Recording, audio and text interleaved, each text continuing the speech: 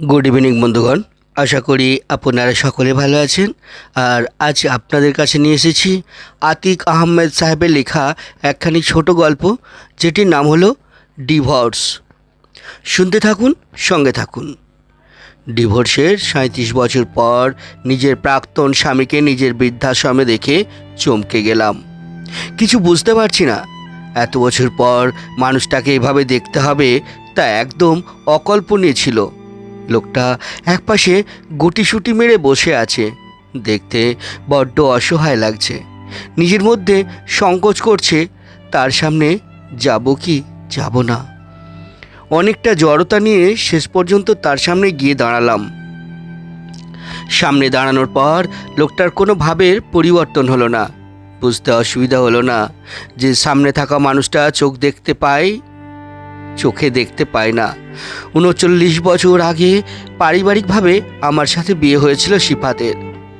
বেশ ভালোই চলছিল আমাদের সংসার। যৌথ হওয়াতে পুরো পরিবার একসাথে থাকতাম। শান্ত স্বভাবের হওয়াতে সবার সাথে আমার সম্পর্ক খুব ভালোই ছিল। আমাকে সবাই ভালোবাসতো।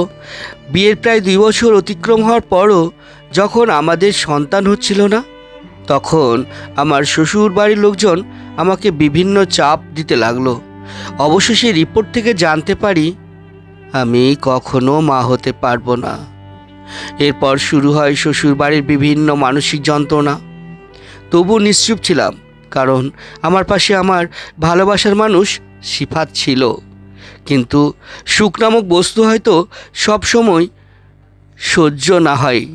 আমার ক্ষেত্রেও তার বিপরীত কিছু হলো না। পরিবারের চাপে সিফাতও আমার থেকে দূরত্ব নিয়ে নিল। তবু নিজেকে মানাতাম যে মানুষটা মনের কষ্টে হয়তো এমন করছে। শ্বশুরবাড়িতে থাকাটা যখন অনেকটা যন্ত্রণাদায়ক হয়ে গেল, তখন ঠিক করলাম কিছুদিন বাপের বাড়িতে গিয়ে উঠব।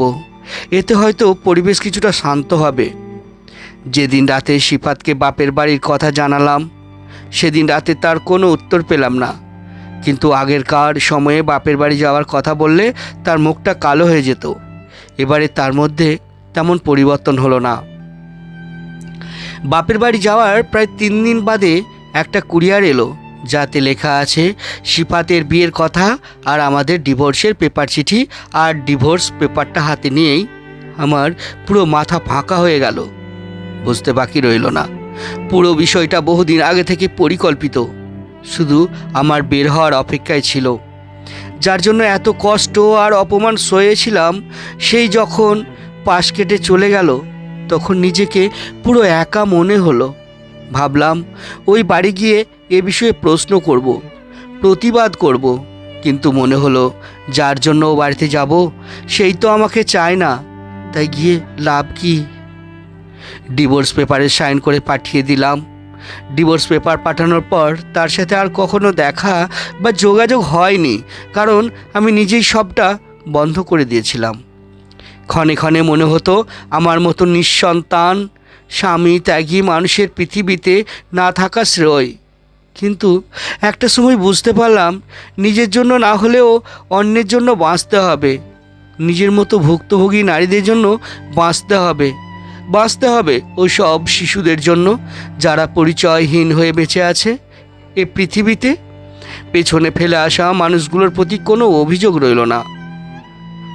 মনে মনে প্রতিজ্ঞা করলাম সমাজের তাদের জন্য কাজ করব, যারা নিজেদের ত্রুটির জন্য পরিবার পরিজনের কাছে আঘাতপ্রাপ্ত অতীতকে ভুলে কঠোর পরিশ্রমে একদিন নিজেকে প্রতিষ্ঠিত করলাম, স্থাপিত করলাম।